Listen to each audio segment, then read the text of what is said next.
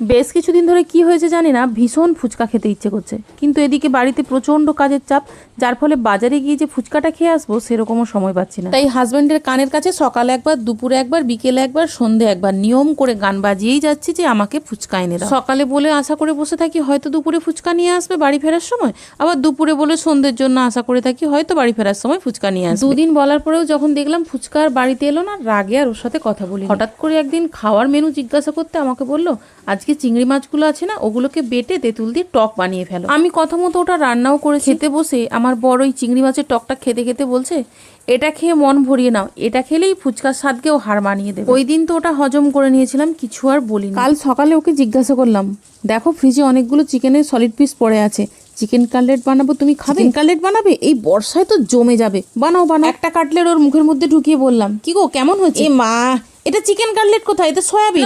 এটা থেকে চিকেন কাটলেটের স্বাদ পাচ্ছ না বুঝি? আমার বেলা তো বলেছিলে ফুচকার স্বাদ নাকি তেঁতুলের টক। তোমরা কমেন্টে জানিও তো আমি ঠিক প্রতিশোধ নিয়েছি কিনা।